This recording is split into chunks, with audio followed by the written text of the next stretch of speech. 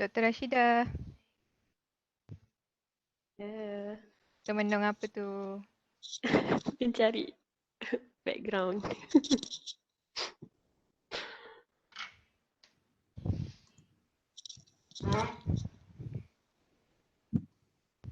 Tu dia, Hamimah berada di Paris.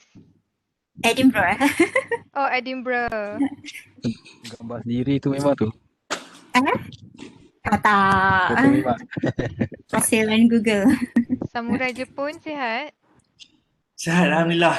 Alhamdulillah.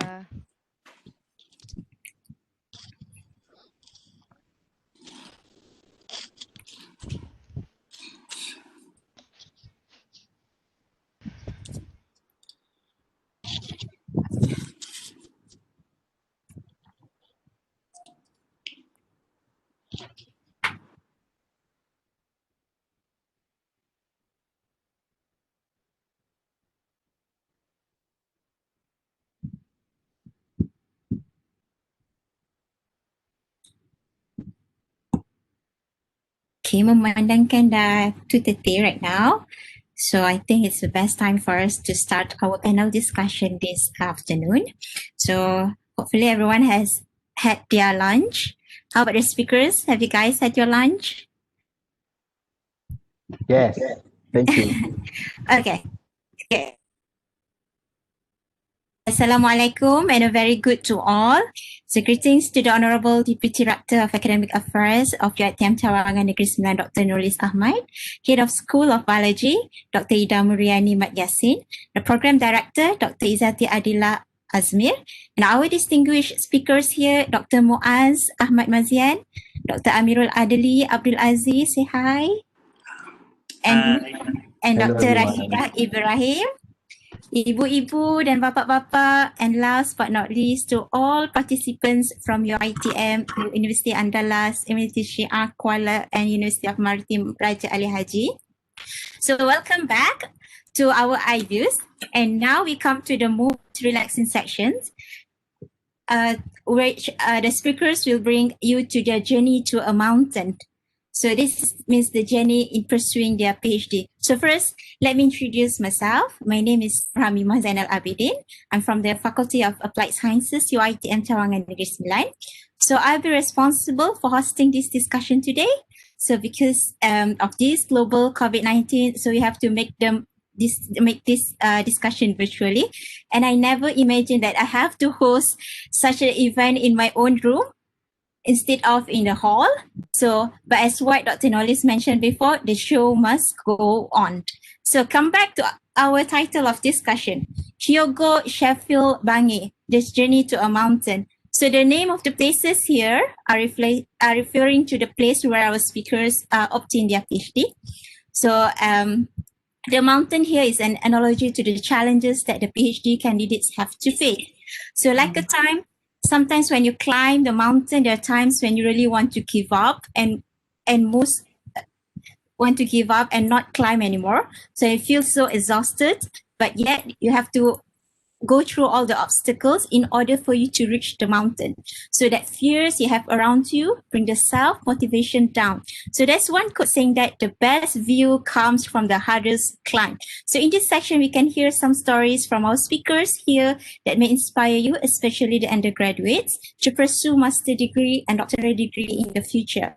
So okay, now, without wasting any more time, so I'm glad to welcome our first speaker, Dr. Muadz. Doctorate degree from University of Hyogo, Japan, in the cell cycle control mechanism in cancer cells. So I'm wondering, what motivates you to do research in cancer cells? So talk a bit of your journey and your motivation to choose the field. Thank you. Okay. Bismillahirrahmanirrahim. Alhamdulillah rabbil alamin wassalatu wassalamu ala asyrafil anbiya'i wal mursalin wa ala alihi washabbihi ajma'in. Assalamualaikum warahmatullahi wabarakatuh, everyone. And thank you so much Chairman for this evening, Dr. Hamimah, and kepada semua lecturers and student. So thank you so much for inviting us as speakers. I mean, for Dr. Adli and Dr. Rashidah as well. So I know there's so many things to being shared by today, but let's stick to the question from the chairman so that we can finish these sessions on time. So daripada soalan yang ditanya oleh Dr. Hamimah tadi, let me first tell you about my background, a little bit on my background. So I possess a diploma in microbiology from UiTM on 2006. Then I pursue my degree also in microbiology in UPM on 2010. Then after finish my microbiology, again, I continued my studies at master level, but this time I switch a little bit of my field, my interest field, because after doing both diploma and degree in microbiology, I'm thinking about, why not we just switch a little bit of our, expertise, so that bila kita keluar nanti kita banyak expertise, we can cover a lot of fields. Then I decided to do my master's in molecular biotechnology when I'm working with a lot of enzymes from bacteria. And I graduated on 2014. Then start from 2014, I get an offer from University of Yogo, specifically picobiology program. Then it offered me like 5 years of PhD program. Then I decided to go there lah. And I finished my PhD in molecular biology signaling on 2009, which is like almost 2 years ago, almost 2 years. Then, as I mentioned before, I cakap I have degree in a diploma and degree in microbiology. Then I have a master's degree in molecular biotechnology. And again, during my PhD, I changed. I switched on to another field. All right, so another field is like completely new fields, which is biological signaling. So I'm working with mostly cancer cell. Then what driven me to change such a field? Sangat jauh lah daripada molecular biotechnology, and suddenly kita tukar kepada cell biology or as a cell biologist lah. So actually, this 5-year program, the first 2 years, all students have to undergo such a intensive, I can say, a program. So dekat situ dia ajar all the fundamental, not ajar lah, they polish all the fundamentals things yang kita akan pakai kat dalam kita punya eksperimen kelak lah, research kelak. So dia ajar structural, moleculars, and also in cancer cell as well. So bila I masuk dekat cancer cells punya program tu, so I'm wondering like, wow, this is like a new thing, okay, cancer cell. So start from there, bila a little bit research in Malaysia, there is a lacking cell regulation expert in Malaysia. So that I pursue my sensei, that I cakap dengan sensei I macam, okay sensei, this is it, I want to take cell cycle regulations, so that bila I balik kat Malaysia nanti I can share all my knowledge with all the researchers that want to find an antidote for cancer. But then basically my research is only fundamental level. We provide fundamental results for advanced science, advanced researcher to what antidote, whatsoever drugs for cancer patients. So yeah, so that's a bit of background on my academic journey. Thank you, Dr. Hamimah. Okay, that's very interesting that make you change from one field to another field. Like you're so brave enough like to change the field. So how about Dr. Adli? So let's hear from the journey from Dr. Amirul Adli. Okay, terima kasih Dr. Hamimah. Can you hear my audio feed? Yes. Okay, is that clear? Yes. Okay, I'm going to share a slide for this. Okay, can you see the slide? Yes. Okay. I hope you can see that slide. So, Assalamualaikum and salam sejahtera to all participants, okay, students, professors, lecturers kalau ada. Okay, I hope semua yang join dalam session kita ni betul-betul berminat untuk climb the mountain together. And so here we are sharing stories, okay. But some of our stories are unique. It's not the same as some of you who probably have graduated, okay. What is easy for you might not have been easy for me. What was easy for me might not have been easy for you. So this is how we learn, okay. We share stories and so we can help each other, okay. So I'll start with my background, okay. So I was born in Johor, a state south of Peninsular Malaysia. So back then my parents were both teachers, okay. They taught schools in Johor, so that was how I was born there, okay. And then we moved to another state in Semenanjung Malaysia, which is Pahang, okay. In the city, well, I won't say it's a city, it's just a suburbs. It's called Temerloh, okay. Temerloh is just a district in Pahang. It's located in the center point of Semenanjung Malaysia, okay. So this is, as you can see if I can annotate this laser pointer. Okay, so this is Sungai Pahang. It's the Pahang River, one of the longest rivers in Malaysia. Okay, it provides sustenance to the surrounding communities. Okay, as you can see, we have some sort of a Hollywood sign there. So that, if not one of the most interesting attraction if you ever come to Temerloh. And this is another thing, okay, because we have that huge river there, people rear this catfish, okay, patin, ikan patin.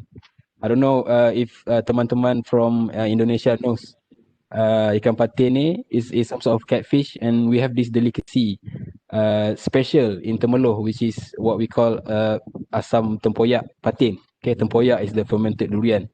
Okay, so if you ever come to Malaysia, okay, please drop by Temerloh and have some of these most famous delicacies. Okay. From what ikan So patin. yes, ikan patin masak tempoyak. Masak Okay. tempoyak. Yeah, it is slightly sweet, slightly sour, but 100% goodness. Okay. Oh. Okay, so field of choice. So I spent the entire of my teenagers in Temerloh Pahang. So from, I guess, 3 years old until I was 17. Okay. So I schooled there locally. I spent my school years in Temerloh Pahang. So whoever is from Temerloh, you can, thumbs up. All those years, I never imagined I could have reached this far. Okay, so after I finished my secondary school, I managed to obtain a scholarship from JPA. So JPA is the Jabatan Perkhidmatan Awam, the Public Service Department of Malaysia. So they are offering scholarships to successful students to pursue their undergraduate degrees overseas. So I managed to secure that scholarship. Okay, saya berjaya dapat scholarship JPA untuk sambung belajar dalam bidang biochemistry. Okay, I'll tell you what motivated me later. Okay, and then after school, before the degree, I spent 2 years in KL. Okay, it's half KL, half Selangor, Ceras. Okay, in a college to do my pre-university. Is Cambridge A levels. Okay. So that was when I first met Dr. Hamimah. So if you all must know, we were friends since college years, okay? And now we were reunited again. Okay. You're my class monitor. Exposing. Okay. So then finished my biochemistry degree. I wanted to find a job. Couldn't get a job. So I always knew the only option left is to further my studies, and that is how I managed to secure another scholarship to do a PhD. Okay, both my undergrad degree and my PhD were done in the same University of Sheffield, United Kingdom. Okay, as you can see, this is the building. Okay, we have this is what we call first court. Okay, this is one of the earliest building of the university. As you can see, the structure is a bit classical. Okay, you can see it's like a castle, more or less. Okay, and this is where the famous Nobel Prize scientist called Hans Krebs discovered the Krebs cycle, basically. So if you remember biochemistry lectures, and you know his faces, Hans Krebs faces are everywhere in this building. Okay, so next slide.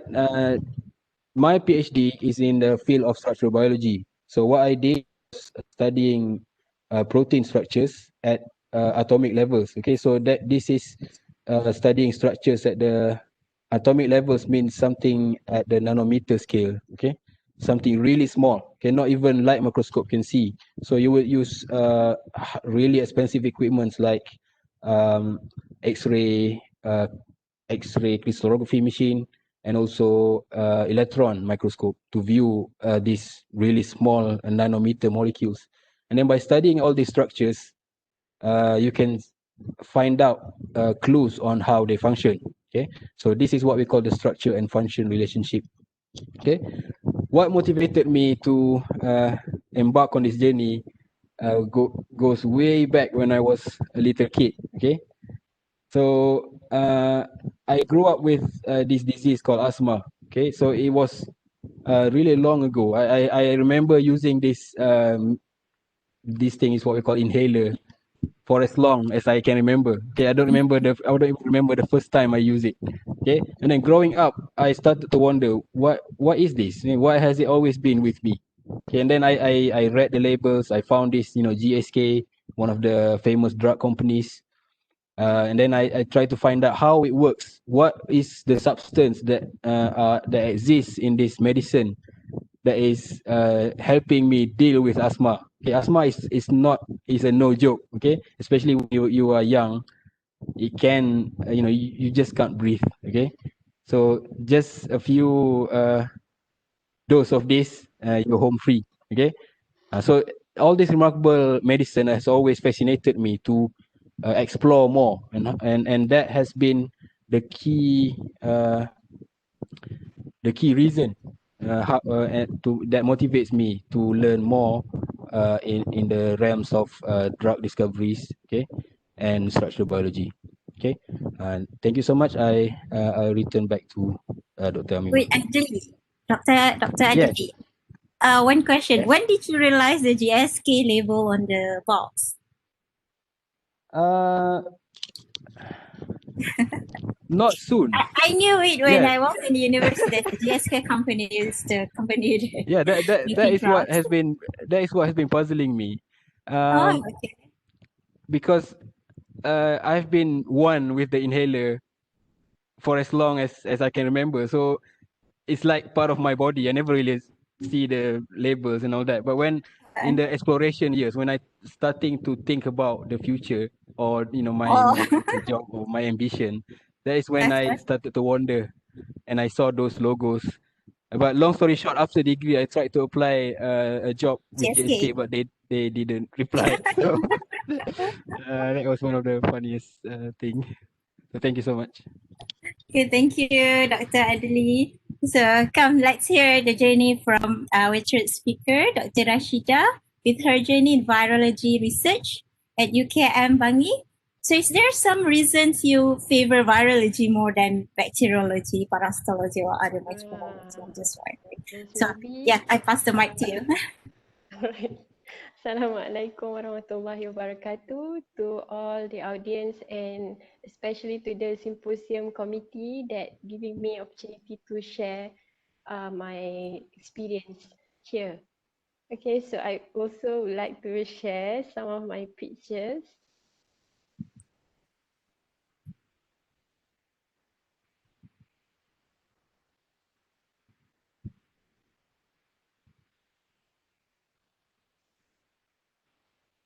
If possible.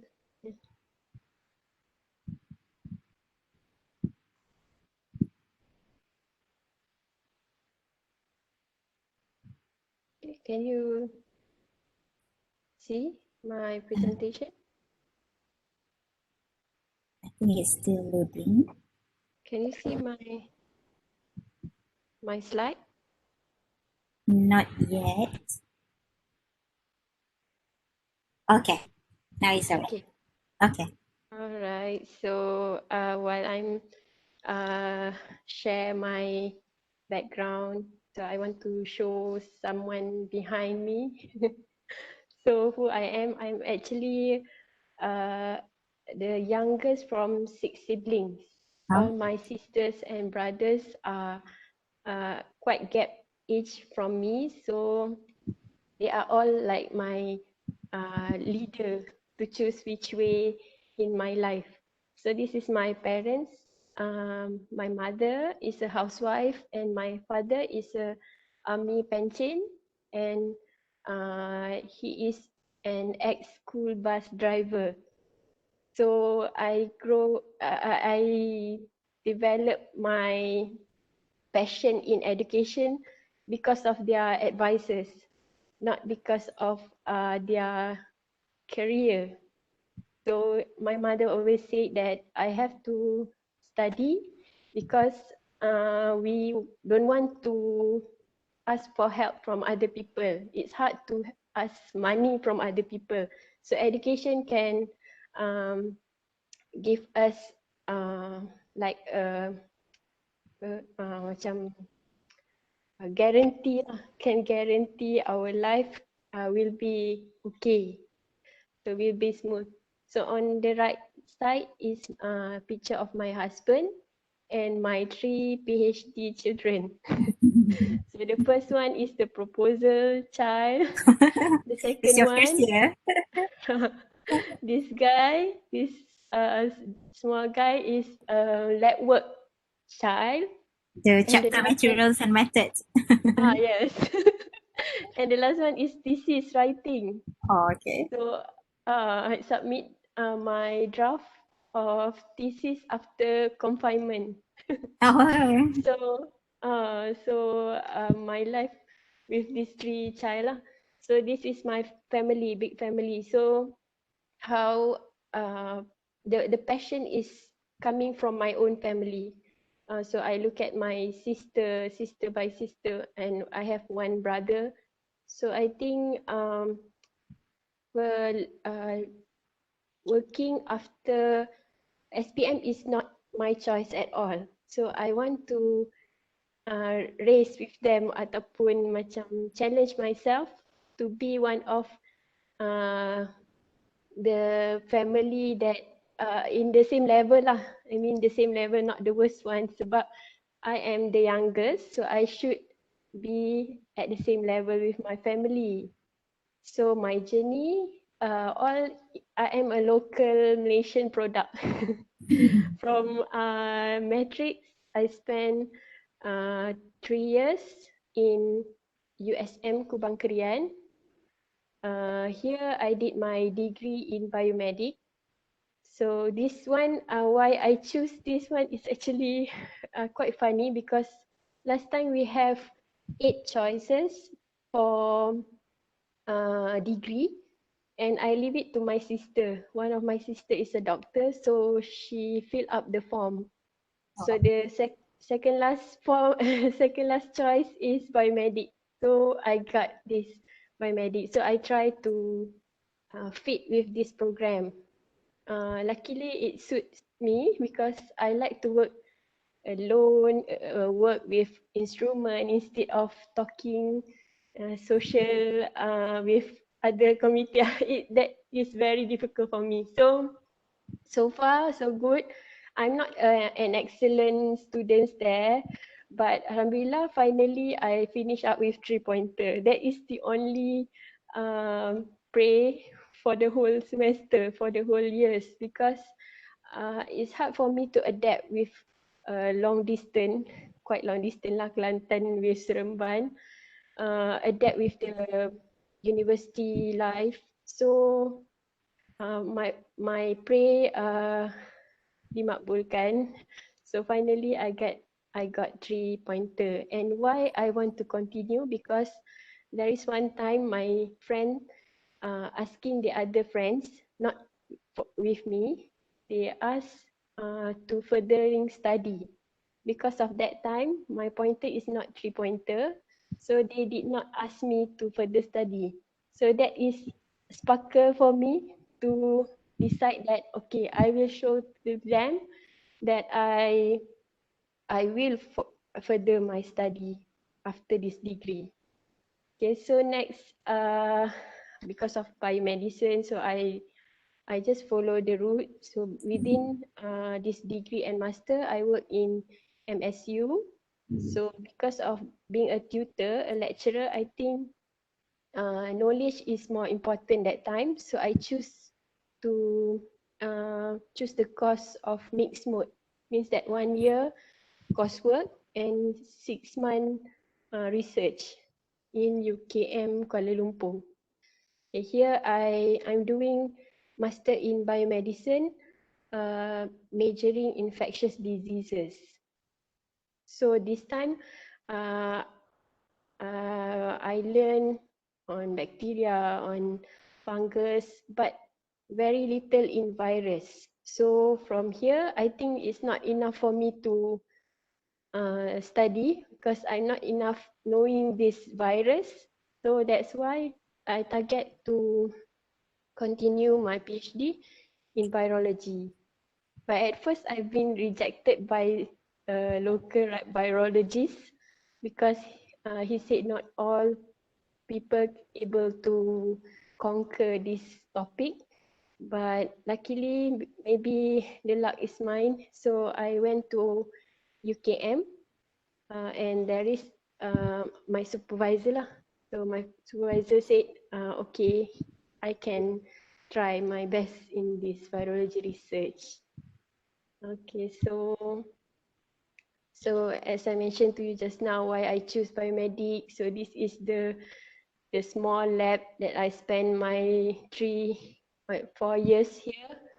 And of course, because of my family support and showing me that furthering study is good, is also challenging, nice journey. So I continue, and my child also helped me to behave, not to be naughty during my study. And my supervisor support me financially and motivate me a lot during my study. That's all from me. Okay, very interesting. So,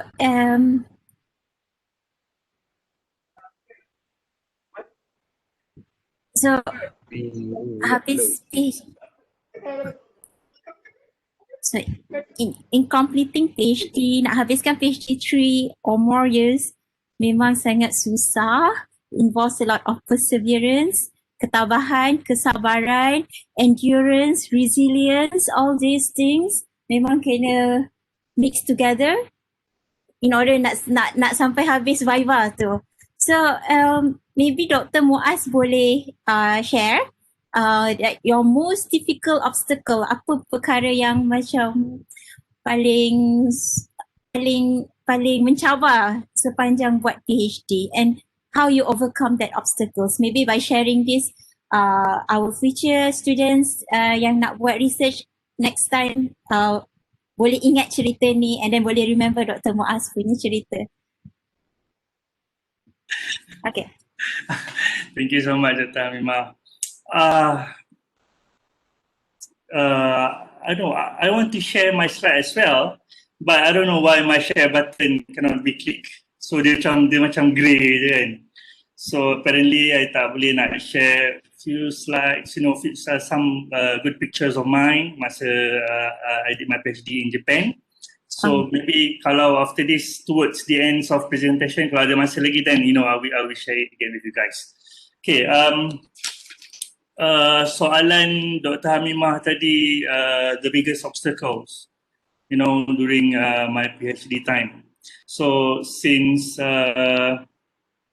macam Dr. Rashidah tadi, she did her PhD in Malaysia. So I guess there is no problem in terms of communications because kita boleh cakap bahasa Inggeris, boleh cakap bahasa Malaysia dengan kita punya mates, dengan kita punya sensei, kita punya professor. So but for me in Japan it's really difficult. I mean not in terms of kehidupan kat sana, but then the most challenging part is the language barrier. Sekejap, Muadz. Rasanya cuba Muadz share balik slide, boleh tak?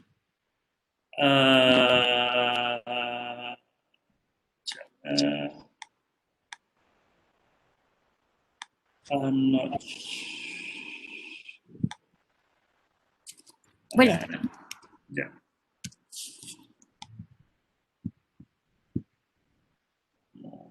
Okay. Oh, tak boleh lah. Tak boleh juga Okey, kita. So, teruskan. Okay. So the biggest challenge is the language barrier lah. Sebabnya Japan ni, the Japanese people, diorang macam sangat jaga dia punya culture. And then if you read the Japan history, the Japanese history, diorang ada some time tu diorang block. I mean like I don't know, more than almost like 100 years daripada orang foreign country untuk masuk untuk join the punya country lah. But then that one is way back masa I don't know 18 something nanti 19 something lah.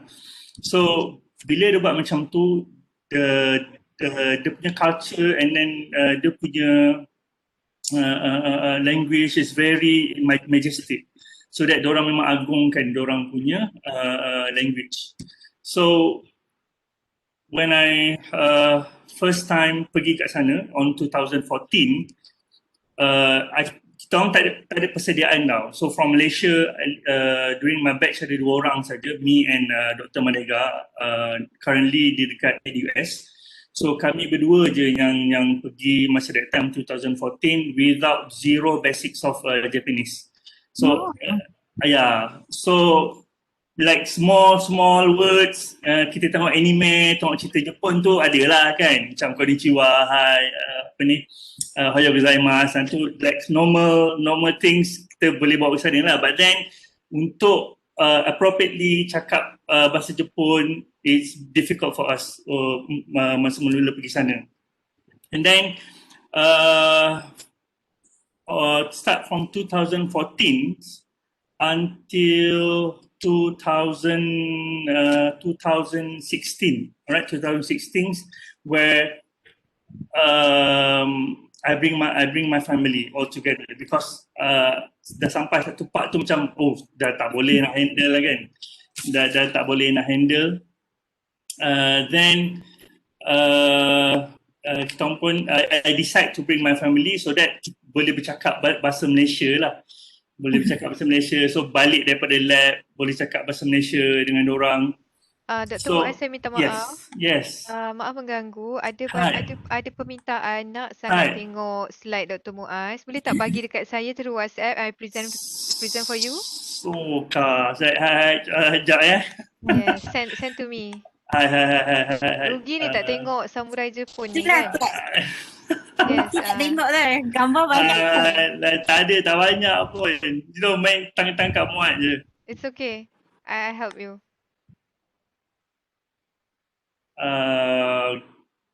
Okay, alright. I already sent it to you. Did you get it? Yes. Sekejap ya. Hi. Laptop tua. Okay, that was proceed with your talk. Then, mana tadi? Okay. Bawa family. Yes, 2016 I decide to bring my family. Sebab apa? Sebab masa bujang, culture Jepun ni diorang bekerja like, work is always number 1. Family, dah jauh downgrade number 2, number 3. So diorang very workaholic. So there is a rule that you cannot go back until your sensei go back. So your supervisor have to go back first, baru the student boleh balik. So yes, that the culture lah. And then masa bujang tu kita boleh lagi lah follow, sebabnya my sensei tu actually dia dengan family dia duduk dekat Osaka. So dia duduk bujang, dia akan menyewa rumah dekat nearby my university lah. So dia balik always pukul 10 malam ke atas. Yeah. Dan So buat skill balik selepas pukul 10. exactly. So basically student macam pukul 10, 11 tu baru boleh balik lah. Yes, thank you so much Dr. Izzati. Wow. So yeah, so this is basically punya lab picture. So Kawaii. hi, so the snake kawaii. So start for 2014 until 2018. So like 5 years. So this is my first year on 2014. If you can see yang dekat depan ni ada is yang perempuan 1, 2, 3, 4, 5, 6 tu adalah undergrad students. And 2015 ada lelaki, and then 2016 kalau kita boleh tengok diorang ni ada culture bila sampai sakura je during spring diorang ada sakura, so that dia ada culture yang kita boleh makan, have to go picnics under sakura tree, we call it hanami. So every year kita akan pergi hanami. So this is 2016 student, and then 2017, and then this is my last year on 2018. So my lab tak besar, okay. So yang pakai baju merah ni actually I sempat join a Peron Festival. Peron Festival ni dia macam lumba boat laju, boat naga.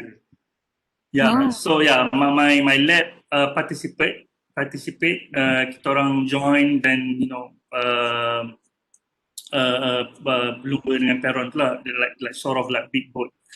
And that's a picture of mine when I'm doing Western blotting, if I'm not mistaken. Yeah, I'm transferring my nitrocellulose membrane. So basically, I nak cerita yang obstacle ni tadi. So bawa family yang tadi. Yes, bawa family. So bila dah dekat lab, everything been taught in mixed mode, like Nihongo pun dorang cakap, English pun dorang cakap, but then English level dorang in term of speaking dorang tak boleh, tapi reading dorang boleh. So speaking ni dorang malu-malu sebab dorang adalah perfectionist. So I only relies on diagram drawing and my very basics Nihongo. I took a class, Nihongo class, during my 5 years there. So bila dia ajar tu, the staff ajar, we have technical technician in my lab. So bila dia ajar tu, dia tak ajar like 100%. She doesn't give like 100% sebab of the language barrier, kan? So kalau kita orang Melayu, kita cakap, okay buat ni, you tambahkan 100 mg ni, you plus dengan 150 microlit, very details, but not for them sebabnya dia orang language barrier. So I ingat lagi, they teach me how to prepare transfer buffer. If you buat Western blot, you tahu lah transfer buffer tu. So I did my buat transfer buffer tu. That transfer buffer I did for my Western blot for almost 2.5 years. I used that particular buffer lah, the ingredient that I used. So it turned out I tak dapat a good result at all. So tak dapat result langsung. Dapat result, but then result is not convincing result lah. Pen sekejap ada, sekejap tak ada. It's not, apa orang kata tu? Tak reproducible. Okay. So, sampailah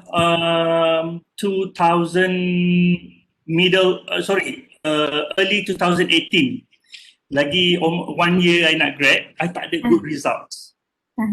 So from there, sangat stress, until to the point that I want to quit my PhD sebab I tak dapat results. So alhamdulillah, I have a very good support system. I have my family, I have my wife there, I have my kids there. So whenever I balik rumah malam, ada orang yes, exactly, And then in university also, they have a very good support system in terms of mental health. So I go to the counselor at the university, I cakap dia, I tak boleh nak buat, I want to quit.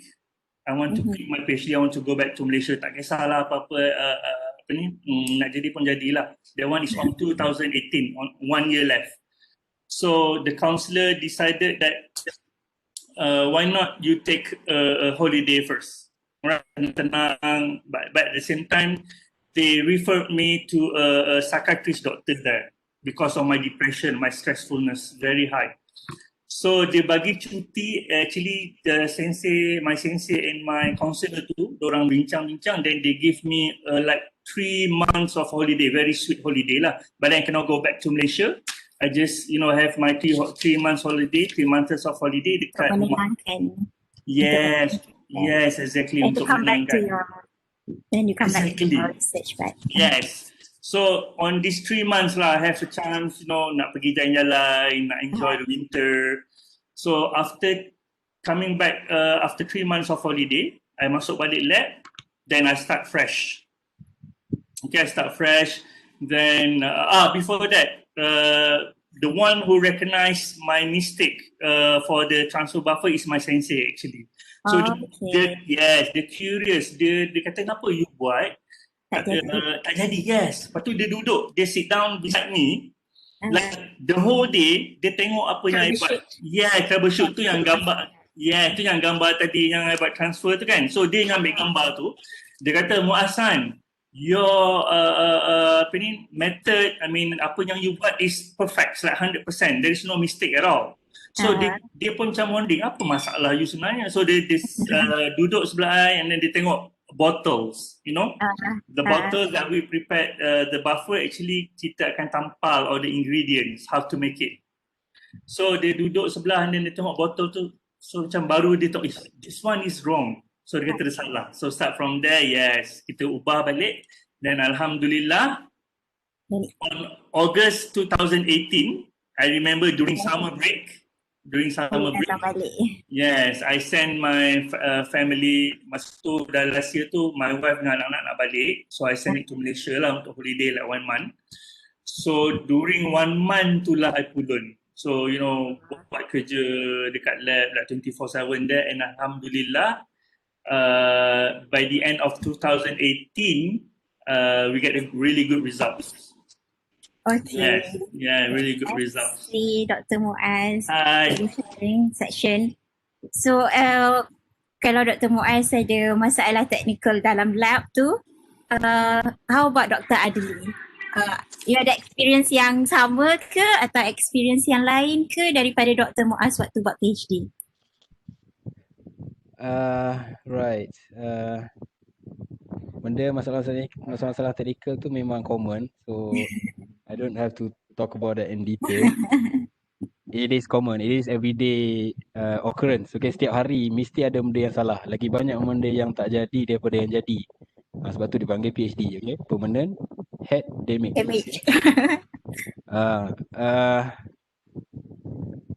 Masalah tu memang biasa, okay? But actually, just share you some slides while I'm talking, so just to motivate you as well. In my case, working with proteins is much more difficult because it is, it is small, okay. And then you're trying to study them. You have to use to study them in bulk. Untuk study lebih detail, kita kena guna host yang lain. So kalau kita ambil bakteria punya protein, kita kena guna, sebab bakteria ni patogenik kan. Kalau kita nak study proteins yang bakteria-bakteria yang berbahaya, kita kena transfer kepada host yang kurang berbahaya untuk study kat situ.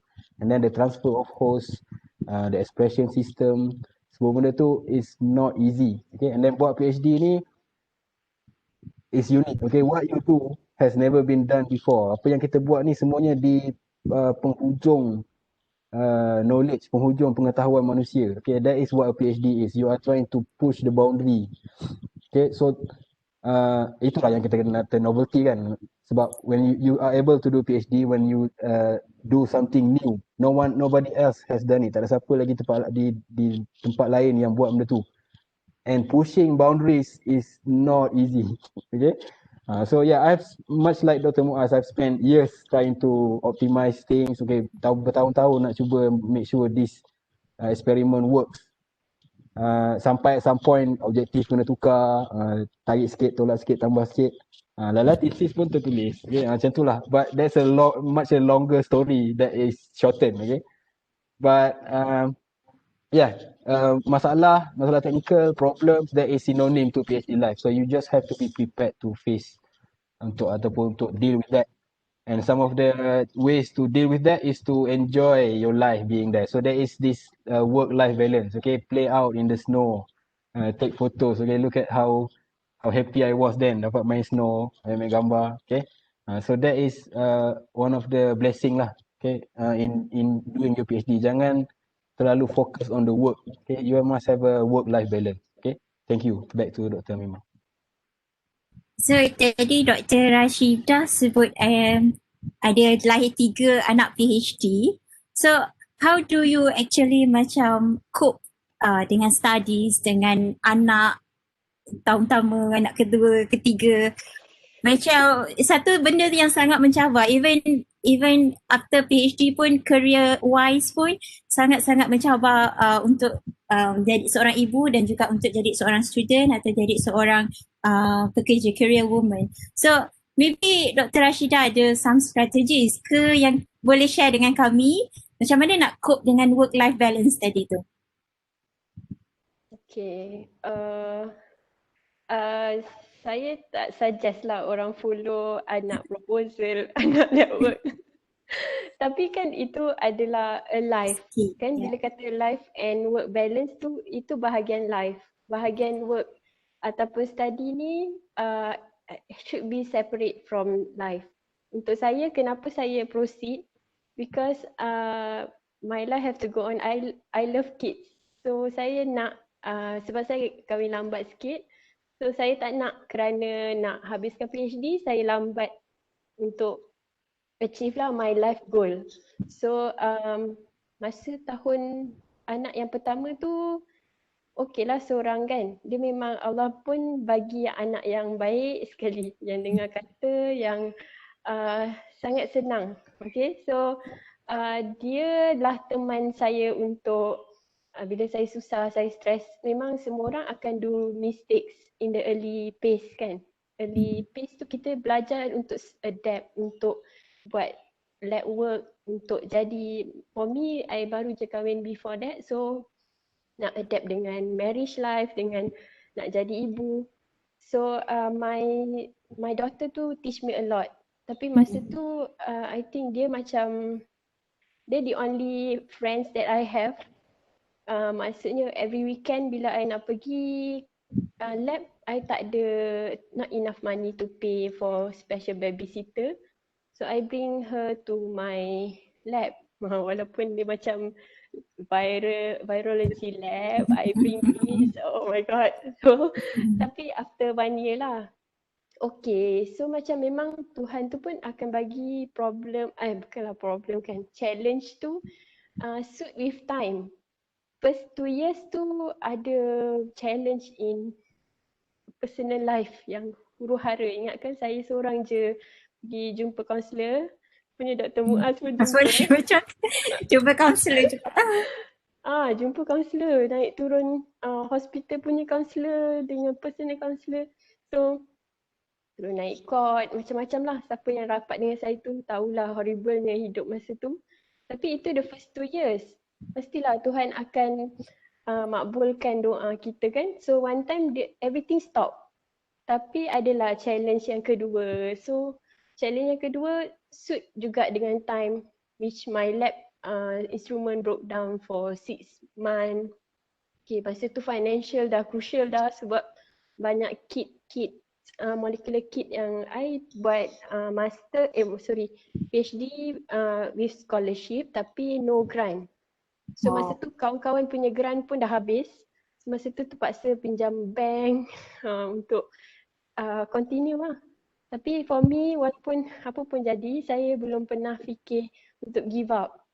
Sebab masa tu dan saya fikir okay, once saya dah dapat buat PhD, masa tu kan kita ada istikharah semua untuk buat PhD. So, bila Tuhan dah bagi, okey, itu adalah penentu yang saya berhak dan saya layak untuk habiskan PhD tu. Itu je pegangan saya walau apa pun jadi. So, walaupun nangis sampai tahun ketiga dah tak ada air mata, sampai tahun keempat lagi lah tak ada langsung air mata. So, anak sebenarnya masa dia memang ada certain time dia sakit, babysitter tak suit. Dia memang drag our time, tapi mungkinlah sebab saya tak buat di Jepun, supervisor saya baik bagi habis kerja boleh balik. So, itulah cara saya balance up. So, okay lah, my supervisor, mula-mula saya takut, so I didn't share my personal problem. So later after 3 years, I share my personal life, so dia okay dengan saya. So for me, another thing, please make sure when you study, memang a lot of stress, but do not leave a bad experience ataupun menyebabkan orang di sekeliling kita teringat-ingat saat pahit yang kita buat pada mereka. So especially for my kids yang ni, saya tak sanggup walaupun ada certain orang yang letak kat kampung sebab dia nak writing, saya tak sanggup. So tak payahlah tengok keadaannya, just imagine macam mana huru-hara kan masa confinement nak hantar draft tu. Tapi kids tak ada side effect sangat lah. So itu je lah yang bagi saya, selagi boleh elak lah. Sebab dia memang stressful. Tapi percaya kalau dah berlaku, kita dah ada di dalam situasi tu, insyaAllah our God, Allah will help us. Orang kata redha. Bila kita redha, kita usaha. Kita akan usaha semampunya kan. Okay, kita ada about 10 minutes before our section finish. Nak tanya ada soalan daripada audience sebelum cakap Muadz, can I request her to speak in Japanese? Just some sentence. Sumimasen. Apa ya? Ulang balik. Sumimasen. Macam tak boleh. It's okay, no problem. Excuse me. Dr. Muadz ni kalau berbual dengan dia boleh dengar dia punya accent Japanese tu. Sometimes. Dia bukan apa, dia terlampau takut sampai terbawa-bawa. Okay. Ada lagi satu soalan. Bagaimana pendapat panel penggunaan teknologi HP iaitu AI untuk mengenal pasti perkataan ayat atau tak difahami bahasanya untuk pengajaran semasa PhD? Maksudnya ada perkataan mungkin bahasa Inggeris ke, kita kena tulis dalam bahasa Inggeris. Ada guna software ke, artificial intelligence, any software yang guna untuk betulkan bahasa ke? Ada tips ke macam mana waktu writing tu? Pada saya, boleh jawab Boleh sila. Pada saya teknologi AI ni agak baru lagi. Okay. And then word recognition, speech recognition, that is still very young at this age. Although people have dah start mula explore ataupun menguasai semua teknologi baru sekarang ni, artificial intelligence, in the industry revolution 4.0 and all that. But it's still very young. So it is not without any weaknesses. So sebab dia field tu masih baru, so masih ada sedikit kekurangan dia. So my advice is focus on learning the language first, okay, and then rely on AI. Why? Because AI itself is although it's good, okay, but it is not without error. Akan ada error dekat situ. Kalau kita terlalu bergantung kepada AI for now in speech ataupun text recognition, akan lebih mudah bertemu ataupun lebih mudah bermasalah lah, okay. Jadinya kalau belajar dalam bahasa lain, secondary language ataupun bahasa luar yang kita tak pernah practice, I would recommend ambil test, ambil course in English, talk to native speakers, okay, berinteraksi dengan local, orang negara tersebut lah. Macam Muadz tadi duduk Jepun, dia tak tahu language, and then dia belajar dengan orang local, okay. That really helps. Why? Because you learn, you hear that, and then you respond to a person, okay.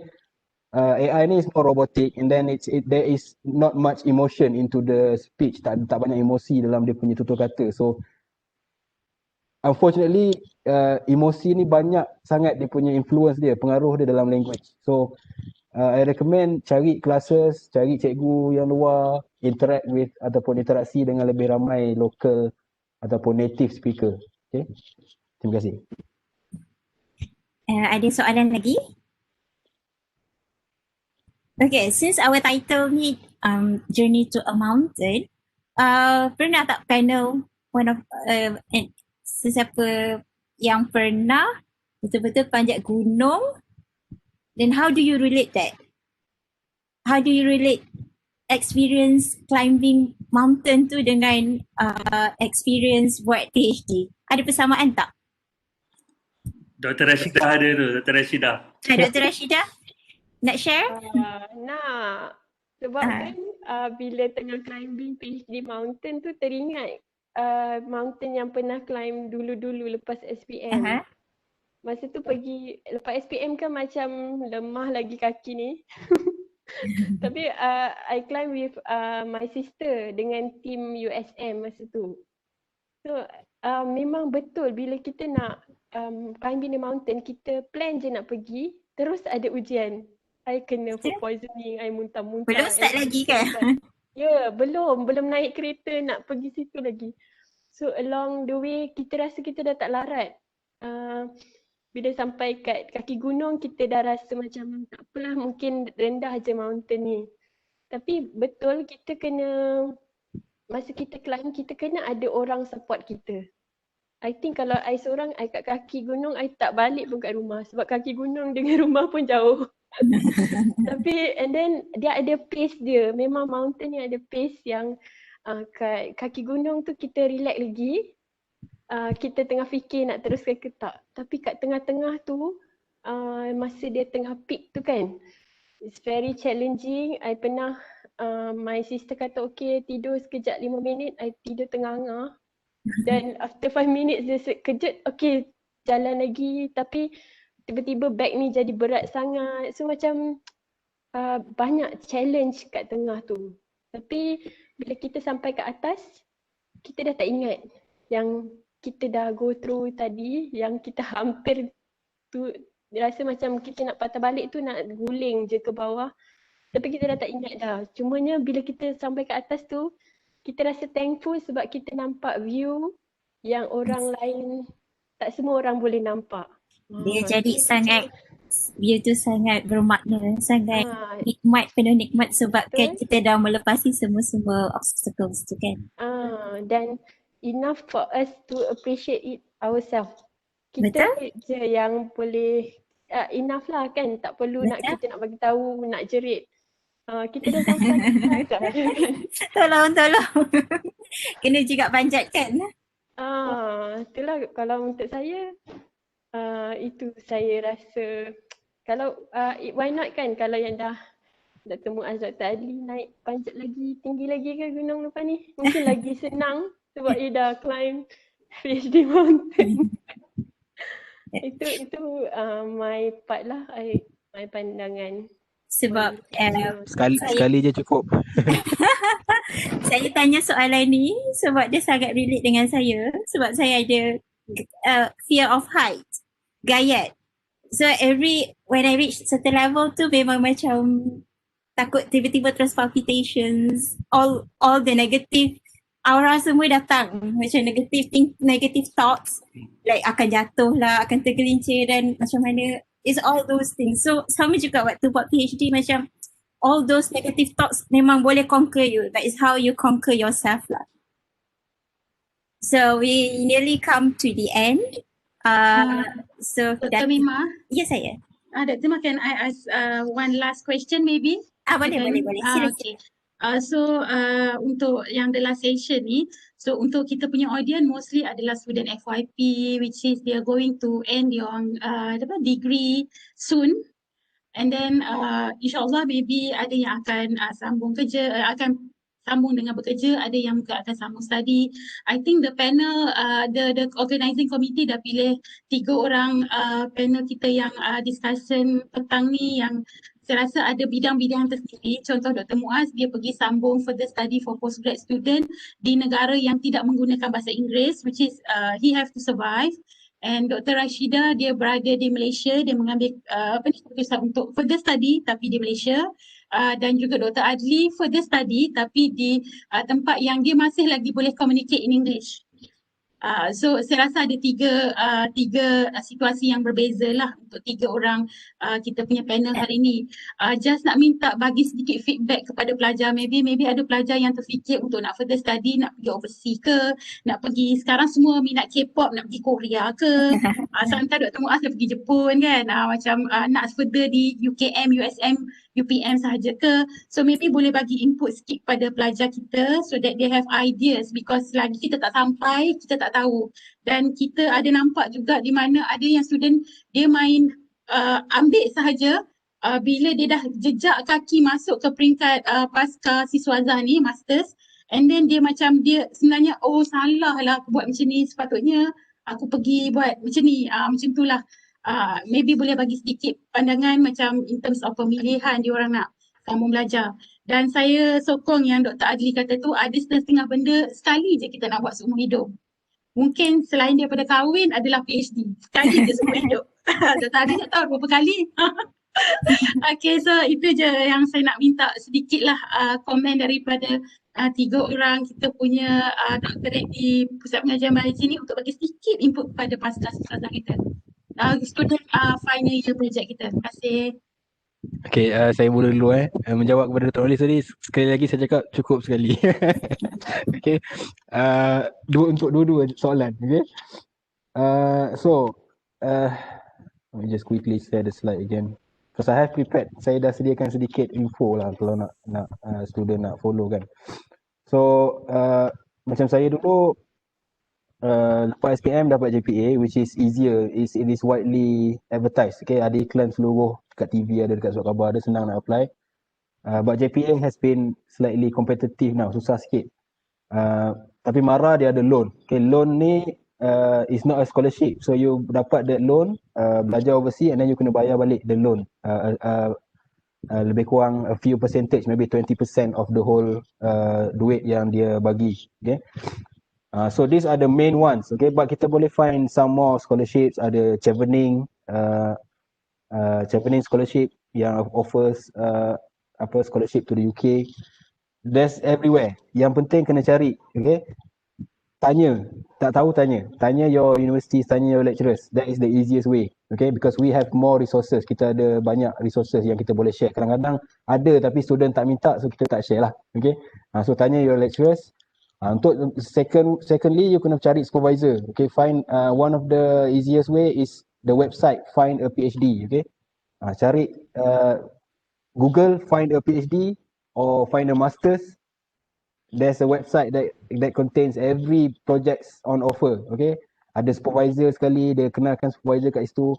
Kalau nak baik ada scholarship sekali kat situ. So you can check out. Okay. Ataupun kalau tak nak, ataupun tak berani nak apply, ataupun scholarship itu kompetitif, kita boleh apply direct kepada supervisor. Contoh macam saya punya case, saya apply MARA loan dulu, dah dapat loan, baru saya contact supervisor dekat UK, dia kata, oh awak ada duit, confirm saya terima. Okay, so kita pun pergi. Okay, macam tu. So again, these are just some of the slides. Nasihat saya, itulah, kalau nak belajar language, kalau nak belajar nak pergi dekat European countries, some of the countries use English. So when you learn another language, try and interact with local people. Okay, that is how you learn more, because why you listen to them. Masa saya undergrad dulu memang susah nak belajar dalam lecture hall. Okay, lecturer daripada Scotland dia ada slang lain, lecturer London slang lain. Memang sakit telinga lah. Kadang-kadang memang dah kepala atas meja dah tidur. So talk to the locals. That is my advice. Okay, thank you. Dr. Muadz tadi ada something nak share? Hi. I mean, in my case, Japan. So before that, I tak pernah imagine yang I boleh sambung study kat Japan. But then these offers come, like that. Okay, I always emphasize to my students dekat dalam kelas, saya cakap memang sekarang ni you kat degree ataupun kat master, you takkan terfikir boleh ke you nak sambung kat luar, boleh ke you nak further study kat luar. But then you know what, you boleh, memang boleh. Sebab apa, in my case, I tak tahu pun Japan government ada offer many opportunities untuk Malaysia untuk continue kat sana. Until one day my friend hantar this sort of like flyers dekat my phone. Dia kata, okay, kita ada picobology, kita ada 5 years punya program, why not you try? Okay, so masa tu I tengah kerja like, baru 6 bulan kerja dekat TPM, Teknologi Park Malaysia, as a science officer. So dapat je flyers tu, macam try je lah email. Okay, try je email, there is no harm. Orang tu tak tengok kita, kita pun tak tengok dia, kita just hantar by email je. With a broken English whatsoever, I hantar je, cakap ingat lagi nama dia, late Ogura Sensei. So Ogura Sensei ni dia dah meninggal lah during my PhD tu, dia kena cancer dan dia meninggal. So ingat lagi, my first email to Ogura Sensei saying that dear Sensei Ogura, dear Ogura Sensei, after looking your flyers about picobiology's program, I'm very interested, to join, to enroll such a program. Sebab apa, dekat flyers tu dia kata, kalau you enroll program ni, you akan dapat sekali dengan scholarships. This is, like one in a lifetime. So dia kata, kalau you dapat enroll program ni, you akan max, means that Ministry of Science Japan akan bagi you scholarships. 200,000 yen a month. Very big amount lah. So why not I try je hantar email, and then dia pun reply like 2 days after they reply. 2 days after they reply saying that okay, you boleh nak join, but then you have to send the proper applications. Okay, you can send all the transcripts so on, and you can fill on the form. Dia kata okay, no problem. So once I AC semua application tu, I hantar dekat Sensei, Ogura Sensei, then he reply back saying that okay, you have to wait maybe around 1 week untuk dia punya committee decides. So committee dia kena decide lah for preliminary screening. So alhamdulillah, after 1 week dia email balik, oh congratulations, your preliminary level dah lepas. Okay, so the second step is you kena sit exam. So dia datang Malaysia, ingat lagi dengan 2 orang sensei datang Malaysia, jumpa dekat KLIA, sit exam dekat situ. So sit exam macam exam SPM je lah, level-level SPM, senang. Then dapat tahu keputusan tu on the spot. And then after a week later, dia kata, congratulations again, you secure your scholarship. Bam! Terus sujud syukur, terus hantar resign letter, April terus fly. So, sometimes you put aside shyness, rasa malu you just, grab what opportunity you have, send email, call, whatever, you kena jumpa, go. Okay, but then you kena ada passion lah. You kena ada passion untuk sambung belajar. Kalau tak ada passion, then it's difficult. Yeah, that's dia macam memang kena rajin cari. Kalau nak buat graduate study, you kena rajin. But actually banyak opportunity scholarships yang available by the university itself. So memang kena rajin bertanya juga orang mana dapat scholarship semua. How about Dr. Rashidah? Dr. Rashidah. Okay. Saya nak share sikit je my happiness side dalam PhD ni. Sikit je gambar. By the way, nak bagi tahu student semua yang of course furthering study ni is a choice. macam untuk saya, untuk rezeki bekerja ni tak pernah berhenti. Saya every time saya habis belajar, kerja terus. Within 1 month terus kerja. Tapi kenapa saya choose juga difficult way by furthering study ni kan? Because I don't like boring life working. Sampai situ je. So that's why saya sambung juga master walaupun dah ada kerja yang tetap. So nak try, okay, master mungkin level master punya challenge.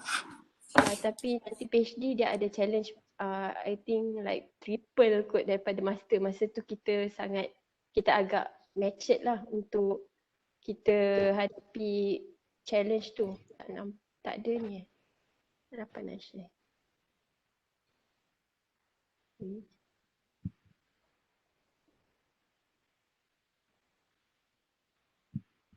Boleh nampak ke? Sikit gambar. So untuk saya share untuk PhD lah, sebab my master tak adalah challenging sangat masa nak pilih course tu, sebab isi je form, memang kalau cukup kuota dia akan ambil kita untuk mixed mode tu kalau kita daripada line yang sama. So untuk PhD saya dah selesa bekerja masa tu, tapi UiTM suruh ambil juga PhD masa tu kalau tak kuota tu untuk my friends. So saya try masa tu, mungkin semua PTA kot kat Malaysia ni saya try. Saya try USM, rejected. Masa tu ada problem, my father sakit. Itu I pergi UPM sebab I working that time, so lambat sangat buat proposal. So I pergi UM reject because I am a Malay student, not suit with virology research. Okay, fine. So UiTM punya proposal kena reject by panel scholarship. So finally dapat juga UKM. So kalau ada separuh orang mungkin tak apalah, kerja je lah kan. Dia baik kerja je sebab dapat je gaji. Kerja pun dah memang ada. Tapi macam tadi Dr. Muadz kata, memang be firm lah. Dalam hati mesti bertekad untuk jangan mudah give up lah untuk kalau andainya diuji dengan rejection. So happy kalau dia ada life yang berbeza lah bila kita jadi student ni kan. Happy, kita kenal ramai orang, kita kenal orang yang ada macam-macam knowledge background, macam-macam family background, okay. So masa ni kita will learn something untuk diri kita juga, untuk self motivation. Macam saya frankly speaking, I have a low self confidence before I'm furthering my study. Tapi alhamdulillah, after master, after PhD, my weakness dah getting better. So my friends semua dah sharing their life semua kan masa study. Then still kalau stress, kita tetap di dalam negara kita. Macam saya masih lagi berada di dalam negara. Kita kena entertain orang keliling kita yang masih lagi sama. Kita tak boleh nak bagi reason, oh tak boleh balik lah, tiket flight lah, tak adalah semua kan. So yang tu kita memang kena balancekan lah kalau buat di local, either in Malaysia or in Indonesia, our circle is still the same. Okay, so yang tu kita kena entertain. So after we met our supervisor later, kita akan develop our career path, career field more macam confident lah sikit kot. Lebih step dia lebih dalam lah untuk you conquer that field, berbanding you cuma ada degree yang mungkin tak dapat nak menguasai satu-satu bidang. Embrace the challenge. So pastilah yang paling best waktu ni lah kan. Waktu ni barulah kita okay, semua sweat pun dah kering dah, semua dah gembira sangat. So yang ni lah yang kita nak sebenarnya. So kalau untuk student yang nak sama ada nak sambung belajar ke tak, okay, so kalau you anggap you nak learn something for your life, untuk jadikan diri awak satu yang lebih baik. Bukannya awak kena jadi lebih kuat sebelum awak sambung belajar, tapi awak cuma ready untuk menerima pengajaran tu untuk mengubah diri awak menjadi seorang insan yang lebih berguna, lebih kuat. Barulah you take a step for furthering study. Dan kalau nak kata bidang tu untuk saya tak suka tukar bidang sebab saya suka my basic tu ada. Develop growing. Saya suka in the same line. Okay, itu je kot dari saya. Jadinya Dr. Rashidah buat PhD di bawah tajaan KPT. Kementerian Pengajian Tinggi. Okay. So maksudnya peluang tu tak semestinya berada di luar negara. Kita pun kena cari juga peluang tu di dalam negara. Macam Dr. Rashidah cuba universiti by universiti daripada UPM, tak dapat juga UKM, UiTM kan. So, maksudnya selagi kita mencari, selagi tu insyaAllah benda tu akan datang dekat kita. Betul. Tadi kadang-kadang orang kata kalau itu jodoh kita pasti dipermudahkan kan. Betul. Tapi kalau untuk saya yang disukarkan tu apa reason dia. Kalau tak adalah sampai tiba-tiba kita ada satu benda yang menghalang yang terlalu besar yang kita dah tak boleh go through, then stop that. From that moment stop lah. Tapi kalau rasa kita boleh lagi cuba, kita cuba. Tadi Dr. Norris request untuk promote postgraduate. So saya paskan mic kepada Dr. Norris. Okay, so sorry saya tambah lagi sikit. Boleh silakan. Okay, so thank you to the three panel lah. Saya rasa semua para pelajar FYP kita, okay, semua para pelajar tahun akhir dapat dengar experience lah daripada Dr. Amirul, Dr. Muadz dan juga Dr. Rashidah. Saya rasa setiap orang memang pengalaman berbeza di mana tempat berbeza dan dikelilingi oleh masyarakat yang berbeza. So they finally sampai to the end and berjaya akhirnya, and they can feel macam mana usaha dulu susah dan juga sekarang, dan lebih banyak lagi experience lain kalau you boleh bersembang dengan PhD holder yang lain. Inilah yang kita katakan misi topik bulat ni. Dia sangat mencabar sikit kan.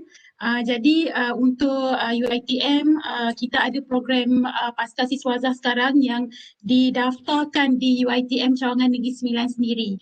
Okay, so all the doctors, all the postdoctoral yang boleh juga ambil pelajar bila saya nasihatkan bila dah ada grant dan boleh mula seek for student lah, for postgrad student. So kita ada banyak calon-calon student yang akan tamat. So maybe next coming siapa yang ada grant boleh mulalah untuk mencari para pelajar dan daftarkan di UiTM Cawangan Negeri Sembilan. So they will be based on Kuala Pilah, walaupun pelajar tu di Rembau ataupun di Seremban, our another two campus, but still they will register under Kuala Pilah dan dia boleh buat di mana-mana lab lain, UPM atau UKM tak kisah.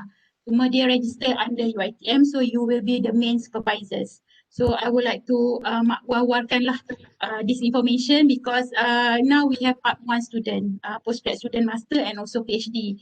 So kita memang biasa menggalakkanlah para pensyarah kita untuk ambil lagi pelajar untuk menambahkan bilangan pasca siswazah di UiTM Cawangan Negeri Sembilan. And untuk para pelajar tahun akhir, as what Dr. Adli dah share dekat ruangan chat, beberapa link yang saya rasa untuk membuka minda you all, kalau tak nak apply lagi pun at least buka lah link tu dan tengok bagaimana tawaran-tawaran dibuat. We have banyak tawaran lagi sebenarnya, dan saya kalau saya tak salah dengar di mana UiTM sendiri di bawah OIA dia ada beberapa channel juga yang diberikan. So saya akan minta kita punya koordinator pasca siswazah Dr. Rashidah untuk buat Dr. Rahimah untuk buat satu webinar lah dengan para pelajar kita tahun akhir ni sebelum dia orang bergraduate, untuk attend that seminar and dengar sendiri peluang-peluang untuk you all, sama ada nak sambung terus nak kerja ke, atau kalau nak further study, what are the chances. Kalau satu pintu tertutup, banyak lagi pintu-pintu lain yang sedia terbuka untuk you all. So bukalah minda walaupun pandemik COVID ni, but maybe ada cara lain lah untuk kita sambung belajar lagi. So itu saja yang saya nak maklumkan. InsyaAllah bila ada webinar tu kita akan wawarkan lah melalui Dr. Izzati nanti. So terima kasih Dr. Mimah dan juga 3 panel. Thank you so much. Terima kasih Dr. Nadi. Terima kasih kepada 3 panel. Thank you very much for the sharing. So kita dah terlajak masa, supposedly habis 3.30. So saya 3.50. So without wasting any time, saya paskan floor kepada our MC, Dr. Aidil. Okay, thank you, Dr. Mimah. Okay, thank you the panels too for willingly to share their experiences climbing their own mountains. It is a very interesting and inspiring session actually, and not to mention very emotional. Especially one of the panels, you know, they have gone through a lot to actually achieve to reach their own peaks. So I hope those experiences shared by our awesome panels would set a new goal for all the participants to jump into postgrad life until PhD. But don't be alarmed or disheartened with their experiences, because you know every postgrad experiences are very different from one another. So maybe you kalau doa banyak-banyak, insyaAllah maybe your climbing the mountain is just like one step and then you already reach the peak. Okay, so you won't know until you actually try to climb the mountain. So that is very interesting, insyaAllah. So after the whole emotional mixing of the last session, so now let's just man up and lift this up again with the award giving ceremony. So I'm sure all of you are waiting, looking forward for this. So before we proceed with the award giving ceremony, I would like to congratulate all of the participants for your successful presentations. For your information, there will be 6 award categories altogether, which are Best Presenter Award for each symposium room, Best Project Award for each symposium room, overall Best Presenter for local and international, so there are 2 categories there, and overall Best Project for local and international. Okay, so to announce the winners for the awards, I would like to invite the Head of School of Biology, Dr. Ida Muriani Madyasin, to do the honor. Everybody ready? Okay, Dr. Ida, it's all yours. Dr. Aidil, Assalamualaikum. So before I announce the winners for the award categories, I would like to first congratulate all of the presenters for doing your very best during presentation. Thank you very much. And I was told by the panels that all of you did very well in delivering your projects and show potential to go far in research world, inshallah. But regret to say we cannot have all the presenters as award winners. I am honored to be the one who is going to announce the winners. So we will start with the best presenters from each symposium room. Okay, from room 1, the winner is Fatin Nadiah Taqifah binti Syahriman. So good job, congratulations. Okay, room 2, we have Nur Syahira binti Muhammad Nasir. KPP. Okay, congratulations. Sorry KPP sekejap. Yeah. Kalau ada pelajar tu, we wait for like a few seconds. If ada Alright, pelajar tu okay, boleh sambut. okay, can. Okay, room 2, Nur Syahira.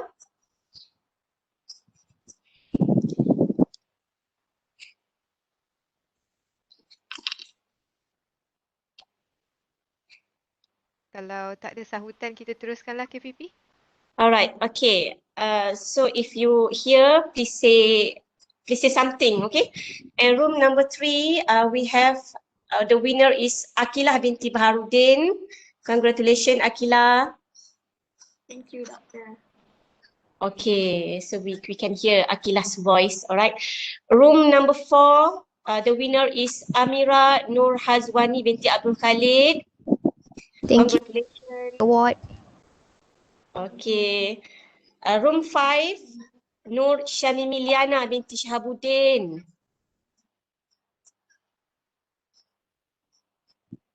Congratulations, Shamimi. room 6, the winner is Cikgu Mardiah binti Cikgu Mahadi. Thank you, Doctor. Welcome. And last but not least, room 7, the winner is Nurul Nasuha binti Elias. Okay, congratulations to all participants. Okay, now let's see for the second categories, Dr. Zati. Okay, best project from each symposium room. For room 1, the best project goes to Nur Fitri Sari.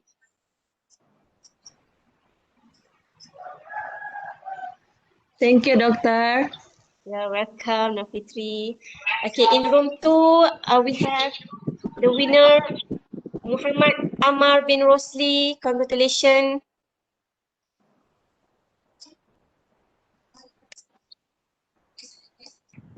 Thank you, Doctor. Okay, lambat suara Amar ya. Okay, room 3, the winner is Nur Aisyah binti Muhammad.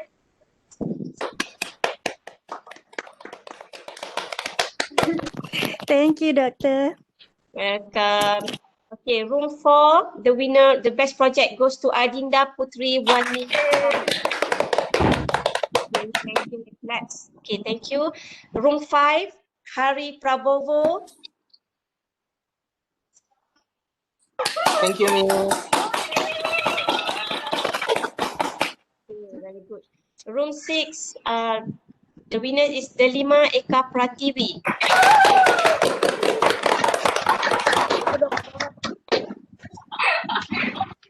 Okay, and room 7, the winner is Rizky Almando. Thank you, Doctor. Okay, next we are going to see who will be the winner for the major award categories. For your information, the prize that will be awarded is sponsored by Planner Ana, which is the set of 20,021 planner book. Thank you, Planner Ana. Okay, let's start with the overall best presenter award.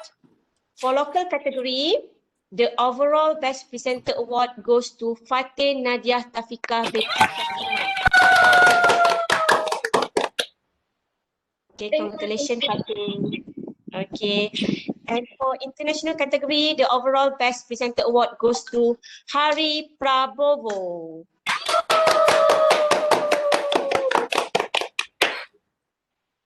Okay, last but not least, let me do honor to announce the award for overall best project award. For local category, the overall best project award goes to Nur Aisyah binti Muhammad. Thank you for the award. For international category, the overall best project goes to Nur Fitri Sari. Okay, congratulations to all the award winners. Okay, for the rest of you, it's okay. You can try in another event. You have the potential and you have a long journey ahead of you. So never stop your potential. Thank you very much for your effort. Okay, so thank you so much and best of luck, everyone. So I pass my baton to Dr. Aidil. Okay, thank you so much, Dr. Congratulations to all award winners. Rasa macam ada dewan dah. Woo, right? That was a good effort. Thank you so much. I was actually imagining like a very quiet yay. Thank you. Thank you for the claps. Okay, so you guys deserved it. For the rest, it's okay. There's always next time, right? Inshallah, there are or other events to win, right? Inshallah. So now we would like to have a photo session with the winners. Okay, for the rest, it's okay. Next time we have another photo session. But now, can we have all the winners, award winners, to actually switch on your camera? And if you have the soft copy of the certificate, that would be perfect. If you could point it to the camera to show like, yeah, I won, to show off your certificate. Can we do that? Maybe the Adli can assist me in this because he's going to take the picture. Hi everyone. So this is your virtual cameraman again. Can I have everyone to turn on your camera, please? I mean the winners. The winners. Oh yeah, sorry. The every winners. Okay, every winners, please turn on the camera. So we must have quite a few to have to be included in one page. Okay, please. Para pemenang sila buka kamera masing-masing. Okay, let's see.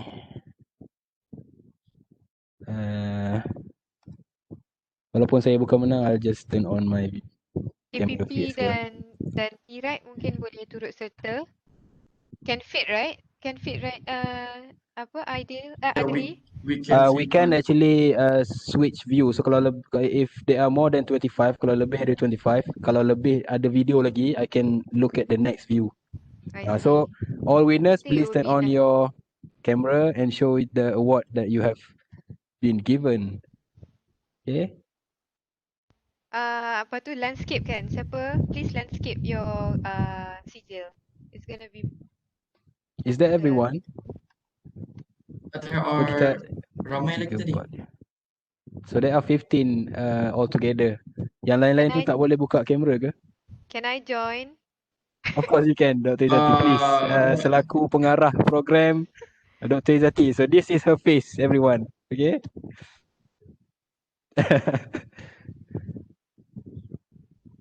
Okay, is that everyone? Anyone I else? think. Ataupun ada yang tak boleh buka kamera. Okay, so I'll start now. So we don't want to wait too long. Okay. We have so for those of you who are here, okay, give the most brilliant smile that you can. On my mark, 3, 2, 1.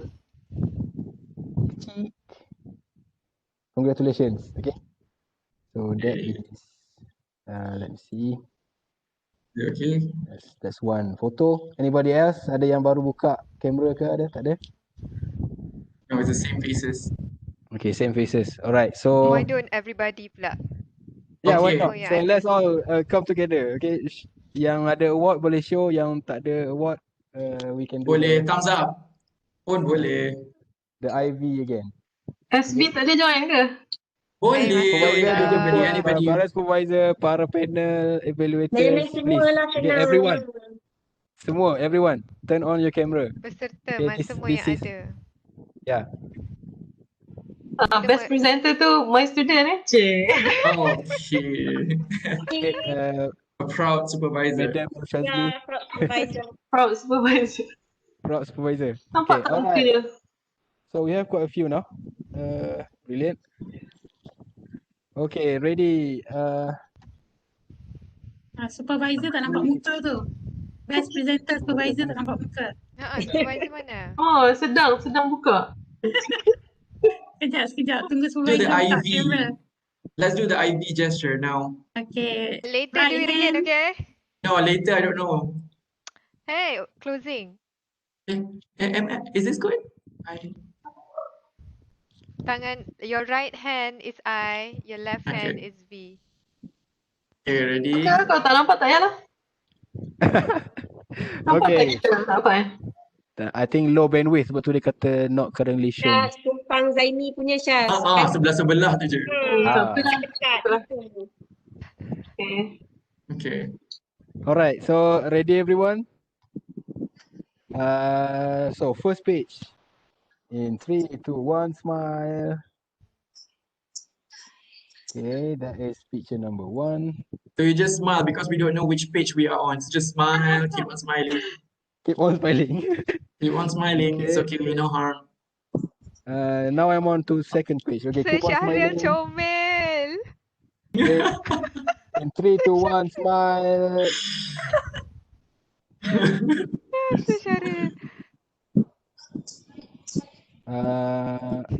Okay, that should be it. Okay. Thank you so much, everybody. Alright.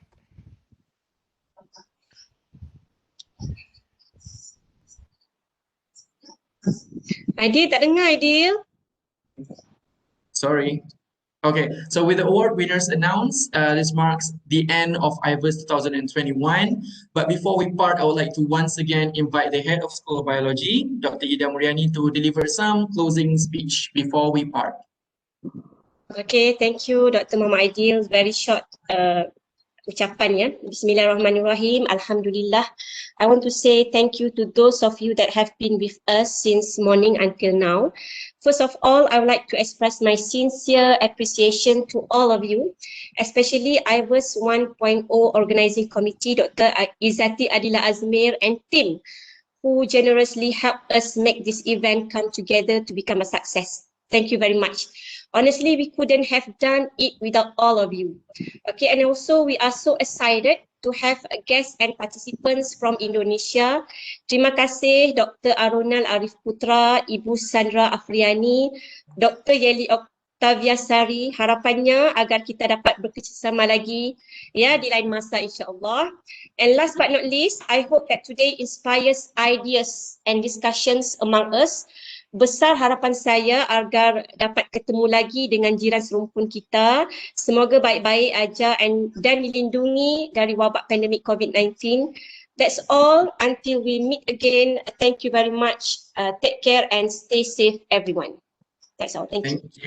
Thank you. Thank you, Dr. Ida. So since Dr. Muadz is available in the hall, right? Because he owes us one prayer for the event, although the event has come to an end, but it's okay. It's good to pray at any point of the event. So since Dr. Muadz is here, can we have a little bit of prayer so that everybody can be successful in the future, inshallah. Go on, Dr. Muadz. Hi, thank you so much, Dr. Adil. Okay, so sebelum kita berpisah, let's have some dua first. Then, A'udzubillahi minasyaitonirrajim. Bismillahirrahmanirrahim. وقال ربكم ادعوني استجب لكم. أعوذ بالله من الشيطان الرجيم. بسم الله الرحمن الرحيم. الحمد لله رب العالمين والصلاة والسلام على أشرف الأنبياء والمرسلين وعلى آله وصحبه أجمعين. رب اشرح لي صدري ويسر لي أمري واحلل عقدة من لساني يفقهوا قولي. Ya Allah, Engkaulah yang mempunyai segala kepujian. Engkaulah yang berhak menerima segala kepujian. Engkaulah yang berhak menerima segala kesyukuran. Engkaulah yang memiliki segala pemerintah dan di tangan Engkau segala kebajikan. Kepada Engkaulah kami segala urusan. Allahumma ya Karimu ya Rahim. Cucurilah rahmat dan rahmatmu ke atas majlis perasmian penutupan atau perpisahan Allah IVUS kali yang pertama ini pagi tahun 2021 yang diadakan pada hari ini. Berkatilah ia daripada awal hingga ke akhirnya ya Allah. Ya fa'ilu lima yurid. Kami juga memohon perlindungan daripadamu ya Allah daripada segala perkara yang boleh mencacatkan silakan majlis kami, daripada segala perkara yang melalaikan kami dari berbuat taat kepadamu. Kepadamu juga kami serah segala urusan kami. Ya Allah, Tuanku, di kesempatan ini kami mohon doa padamu ya Allah. Kau hindarilah kami, jauhkanlah kami daripada wabak COVID-19 ini ya Allah. Kau angkatkanlah ya Allah penyakit ini dan bala ini ya Allah dengan segera ya Allah. Allahumma inni a'udzubika minal baras wal junub wal juzam wa min sayyidil asqam. Rabbana atina fid dunya hasanatan wa fil akhirati hasanatan wa qina azaban nar. Wa sallallahu ala Muhammadin wa ala alihi wa sahbihi barik wa sallim walhamdulillahi rabbil alamin. Amin, amin, Rabbal Alamin. Thank you, Dr. Muadz. So on behalf of the committee of the symposium, I want to apologize for any shortcomings from the start, the beginning of the event until the end right now. So thank you so much to all the participants for participating our very first International Virtual Undergraduate Symposium 2021. You will always be the first participant for IVUS because this is the very first event. So hope you had fun and hope we will meet again in the future events, inshallah. So so now we will share the QR code and the link right on the screen for to submit for all the participants to submit so that you can retrieve your certificate of participation. So that is important. So please do so. Okay, while you're doing that, so good luck for all of you in completing your studies, inshallah. Near to the end, may success be ahead of you. So most importantly, stay safe everyone, just stay home. Thank you so much. Assalamualaikum warahmatullahi wabarakatuh and have a very great year.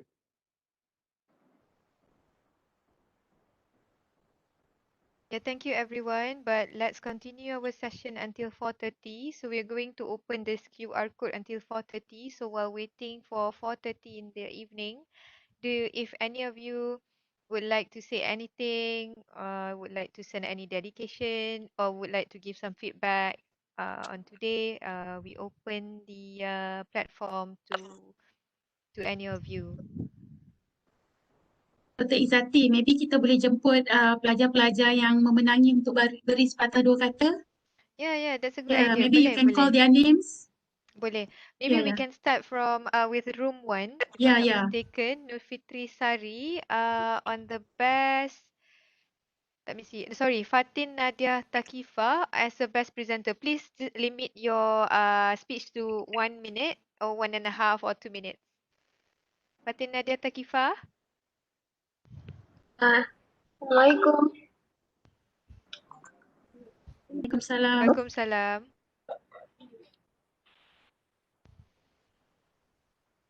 Silakan Fatin Nadia. Boleh cakap bahasa Melayu? Boleh. Nak cakap terima kasih dekat first of all my own supervisor, Madam Shafni. Lepas tu saya punya group members, my FYP member Atika binti Abdul Halim, because we do all the project together. And then I would also like to thank the panels for this experience, and especially Dr. Izzati for giving me this new experience. And saya harap lepas ni in the future benda ni boleh membawa saya ke lebih macam confidence saya lebih tinggi sebelum ni, sebab sebenarnya Dr. Izzati pernah cakap jangan takut, jangan risau, and then everything will be fine. And thank you Dr. Izzati because all of the positive words. Thank you so much again to my supervisor, Madam Shani, and all of the panels. Thank you so much. Welcome. Congratulations. It's your talent. It's your you win because of your own effort. All the best to you. And now the second for the second room, Best Presenter Award Nur Syahira Muhammad Nasir. Hai, Assalamualaikum. Waalaikumsalam. Okey, Alhamdulillah, terima kasih kepada Allah, kepada rakan-rakan, kepada lecturer yang menjadi juga at the first place. Saya nak ucapkan terima kasih juga kepada saya ada dua supervisor untuk proposal, Madam Sarini Ahmad Wakil, tapi dia tak dapat teruskan perjalanan ini. Jadi supervisor saya yang sekarang, Dr. Muadz, terima kasih untuk segala tunjuk ajar, and terima kasih kepada family, dan saya harap benda program macam ni dapat diteruskan lagi lah, sebab baguslah. Terima kasih. Sekejap, sorry nak mengelak. Syahir ni dia pendebat ke apa dulu? Suara macam tegas. Pernah berdebat ke? Saya tak pernah berdebat. Ya, suara tegas. You should try lah. Menyanyi. Oh, ya ke? Suara dia sedap. Dia nak dengar nyanyi ke Dr. Oh, ya ke? Okay. Alamak. Boleh nyanyi sepotong. Nur Syahira, belanja saya. Cewa saya. Aduh, nak nyanyi apa ya? Apa-apa je yang sesuai. Ni, nyanyi ni. Sepohon kayu. Alah, Lagu yang awak dah nyanyi. Sepohon kayu. 1, 2, 3. Any song? Lagu viral, 4 darah. Saya boleh fikirlah nak nyanyi apa. Tak apa. Saya tunggu. Awak fikir sekejap. Dah ready, saya panggil. Alright. Ya Allah. Nak juga kan dia nyanyi kan? Nak juga. Akilah. Kita tunggu Syahira prepare. Akilah, room 3. Saya. Kata-kata, sepatah dua kata. Saya tak tahu nak cakap apa actually. Saya actually tak expect pun nak menang award ni, sebab saya rasa macam presentation pun ada lag tadi, so really not expecting this at all. I actually want to thank both of my supervisors, my previous supervisor which is Madam Intan, as well as my new supervisor Dr. Ideal, for all the help and all the guidance. Thank you very much to all friends as well as the lecturers who work hard for this program. Thank you all, and that's all for me, I think. Thank you everyone. congratulations Amira again. And now we proceed to the next best presenter, Nur Syamimi Liana. Nur Syamimi, room 5, right? Nur Syamimi ada?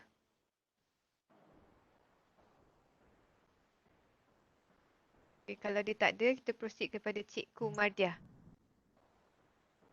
Cikgu Mardiah, best presenter, room 6. Okay, sepatah dua kata from you. Assalamualaikum.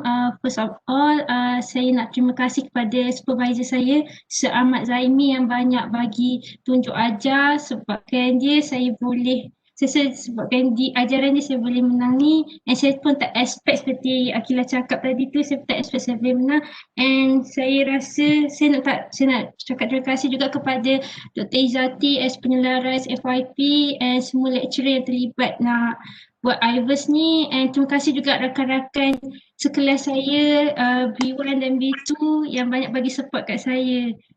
Itu je lah. Alright. Saya ada Miss Amirah ke? Tadi you referred Akilah with Amira. Maybe you mixed up. I'm so sorry. Okay, Amirah. Amirah Hazwani ada? Ya, saya. Amira is my student. Congrats Amira. Oh, dia punya supervisor tunggu. Amirah, sepatah dua kata from you.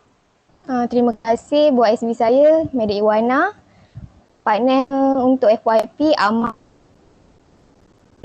Sebab banyak kali support. Terima kasih. Alright, and then we go to the Nurul Nasuha. This is the 7th room or I skip lagi? Takkan Cikgu Mardiah dah? Now Nurul Nasuha. Nurul Nasuha. Hello, boleh kuat sikit? Tak ada lah dalam senarai Nurul Nasuha. Dia dah left. Oh, dia dah left. Okay, kalau macam tu kita proceed ke... Oh, ada. Nurul Nasuha ke? Ada. Nurul Nasuha kuat sikit, boleh? Sekejap. Dengar tak, Doktor? Dengar, tapi sayup-sayup.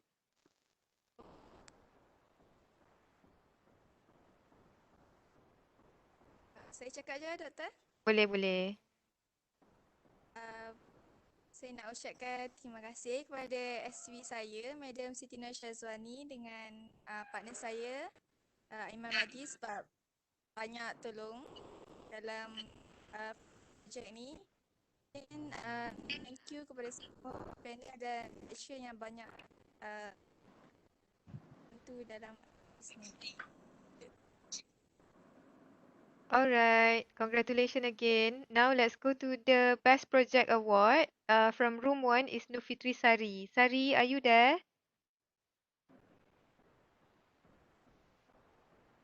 Sari? Ya, Bu. Sari boleh katakan, berikan kata-kata sepatah dua kata. Baik, Assalamualaikum warahmatullahi wabarakatuh. Sebelumnya, terima kasih Sari ucapkan kepada Allah Subhanahu wa Ta'ala, dan terima kasih juga Sari ucapkan kepada pembimbing yang telah membimbing, dosen yang telah mengajarkan dan memberi arahan selama proyek tersebut. Kemudian Sari ucapkan juga terima kasih kepada tim penyelenggara yang telah menyelenggarakan IVUS ini, program ini, sehingga Sari sendiri bisa belajar bagaimana pembelajaran atau proyek-proyek yang dilakukan di fakultas atau universitas lainnya. Terima kasih, Bu. Ya, sama-sama. Tahniah sekali lagi. Seterusnya kita pergi ke second room punya Best Project Award, iaitu Muhammad Amar bin Rosli. Are you there? Amar. Hello. Ya, kami dengar. Okay, hai Doktor. Hai. Okay, first of all, I would like to say thank you so much kepada my supervisor, which is Madam Iwana, sebab bagi tunjuk ajar guidance kan, and then to all of biology lecturers, there's a committee, Dr. Izati, Dr. Ida, and all lecturers. Tak tahu nak cakap apa sebenarnya, tapi yeah, thank you so much. This winner actually is a dedication I dedicate to all of you back for, and also thank you for giving us this opportunity. And also saya rasa untuk pemenang ni, kita semua peserta juga adalah merupakan pemenang untuk hari ni, yang mana mereka berjaya, kita semua berjaya untuk tempuh IVUS ini sendiri kan. Jadi saya nak ucap tahniah jugalah kepada semua. Okay, itu saja. Terima kasih. Thank you. Bye-bye. Bye. Macam IVUS ni macam ranjau betul dapat tempuh dengan berjaya. Yes, Masya sangat nervous tu, ya Allah. Allah. Nervous tu daripada minggu lepas tak boleh nak tidur malam macam tu lah. Tak patut awak cakap thank you kat saya sebab saya yang menyebabkan korang kena tempuh. Tak apalah, experience. Experience Alright, so terima kasih Ahmad. I'm pelik lagi. Thank you. Okay, thank you. Seterusnya pemenang daripada room 3 Best Project Nur Aisyah Muhammad. Silakan. Hello, Assalamualaikum. Salam. First kali saya nak cakap Alhamdulillah sebab saya takkan sampai sini tanpa Allah SWT yang pemudahkan untuk saya. Lepas tu saya nak cakap terima kasih banyak-banyak dekat SB saya Dr. Nolis. Dr. Nolis baik sangat, banyak bagi tunjuk ajar. Lepas tu terima kasih dekat FYP partner saya Alia Yahya. And thank you juga kepada semua kawan-kawan, sahabat-sahabat saya yang sama-sama lah.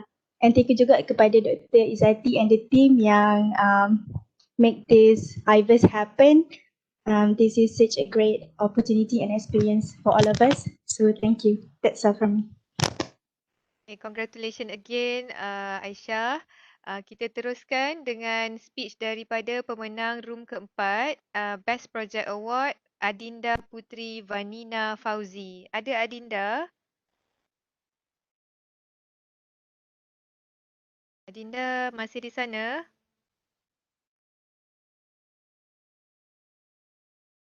Adinda. Oh Adinda. Adinda dah tak ada ya? Kalau ada nanti Adinda boleh bersuara ya. Seterusnya kita proceed dengan Hari Prabowo. Hari di sana? Ya, Bu. Hari. Teruskan dengan kata-kata. Tahniah ya. Oke, makasih Bu. Saya bicara bahasa Indonesia nggak apa-apa kan Bu ya? Tak apa, boleh insyaAllah, faham.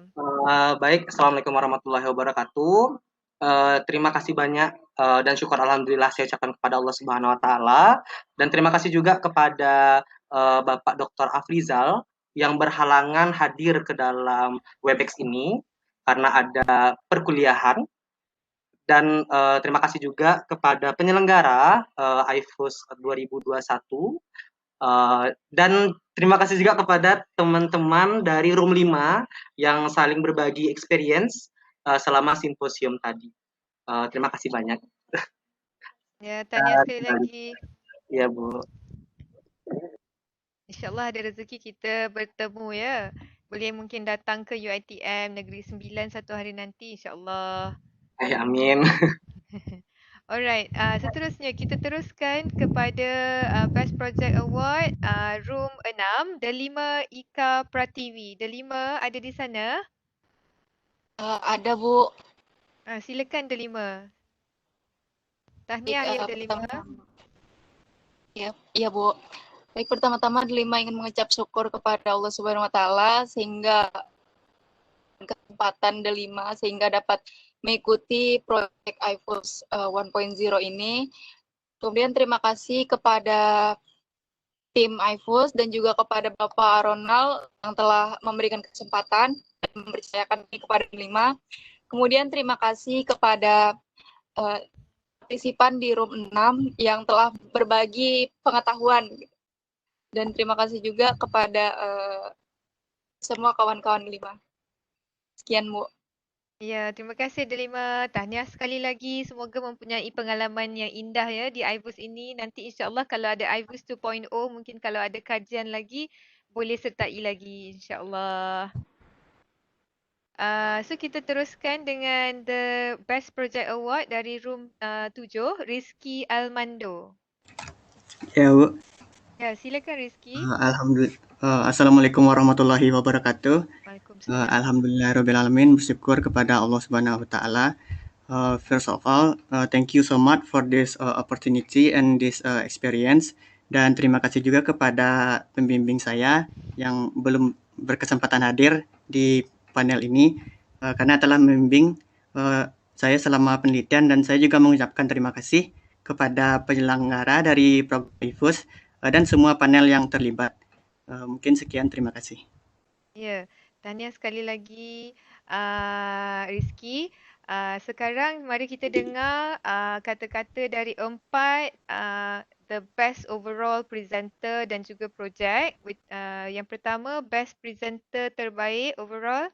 Fatih Nadia, sekali lagi boleh beri kata-kata perasaan memenangi the best overall presenter.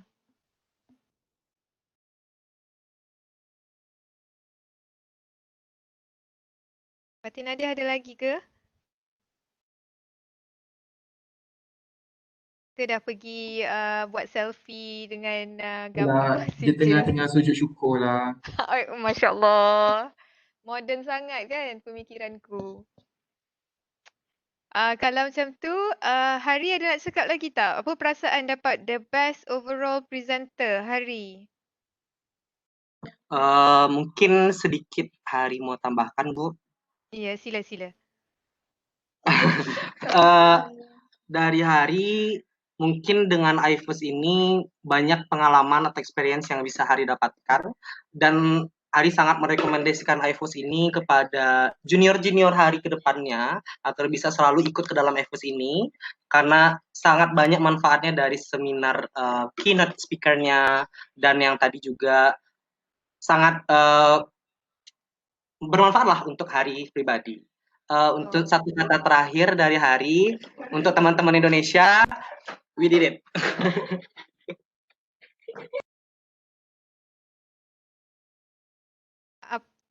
Hari ada lagi?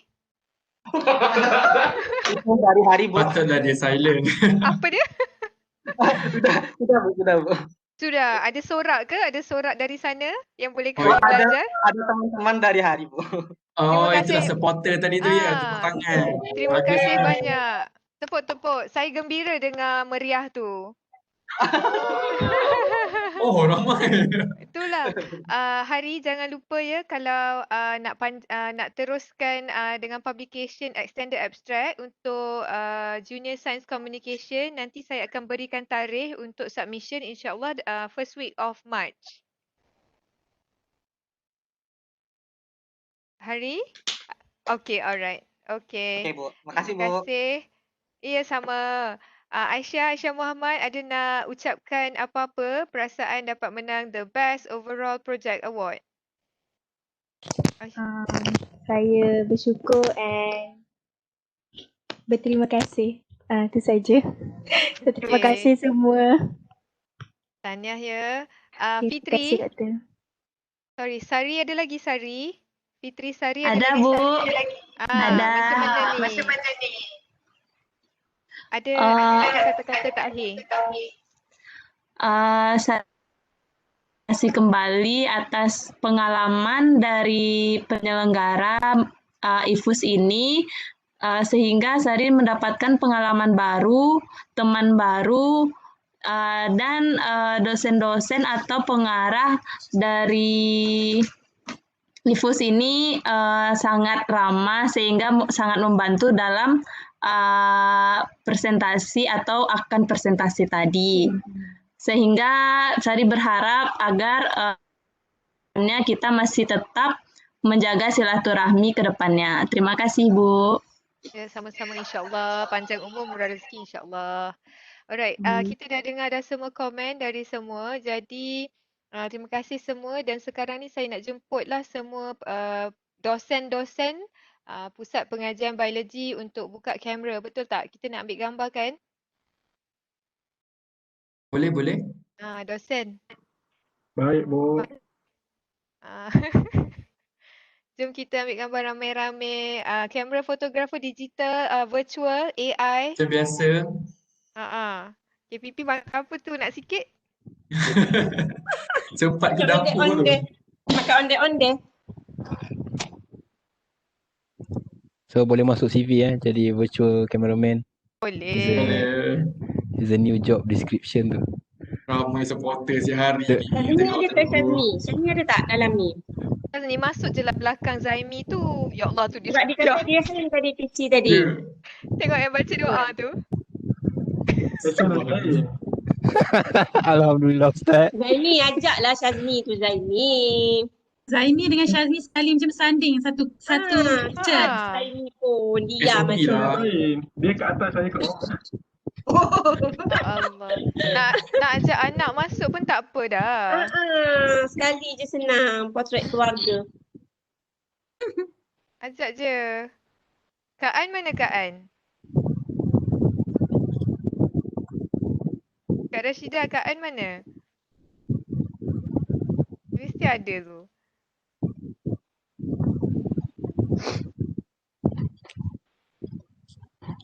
Mana nenek lah. Oh, dia mana ni? Oh, ya. Sezaini, kelabu lah.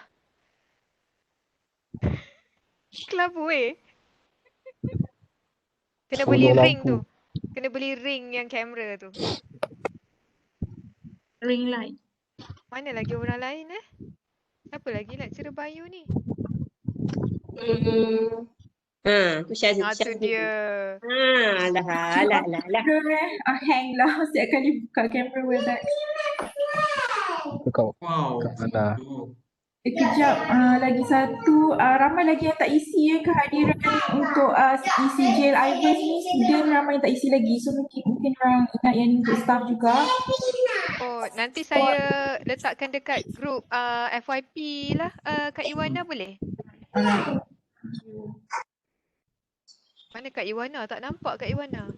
Dah tak buka kamera Akak tak boleh buka. Nanti dia hang.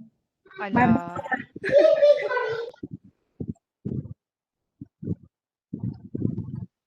Kak Iwana hang Sebab dia jadi co-host kot. Sekali. Oh, berat. Kak Ami pandang kamera jangan pandang bawah. Sudah ready ke tadi? Cameraman duk relax je. Dah ready ke semua? Ya, semua tengok Okay, so nak buat IV ke? Nak senyum profesional ke? Macam mana? Okay, kita buat biasa dulu, okay? Buat biasa dulu. Let me just sediakan filem sekejap. Ya Allah. Boleh. Okay. Again. So smile everybody in 3, 2, 1. Okay, that's one photo. Cuci gambar sekejap. Terang dah muka Zaini. Okay. Second photo. 3, 2, 1, smile. IV, I je ada, V tak ada, smile. Tak timer ke? Ini guna laptop je. Kamera murah. Dah. Okay. Another one. Yang apa ni nak buat ni? Kak Suhaibah. Asal lambat ni? Lagi sekali. Cantik rumah Kak. Dia memanglah IDW design rumah dia. Wow. Okay. 3, 2, 1. Smile. Okay. Dr. Nulis mana? Oh, ada. Okay, ada lagi? Ya. Freestyle in 3, 2, 1, let's go. Okay. Alright, 4 gambar berjaya dicuci. Terima kasih. Apa cerita kita ni? Alhamdulillah. Saya nak minta Terima maaf. kasih. Saya nak minta maaf sementara semua ada. Maafkan saya ya. Sebagai pengerah saya minta maaf. Mengganggu Dr. semua. Izzati nak bagi tahu sebelum minta maaf, IVUS 2.0. Terima kasih.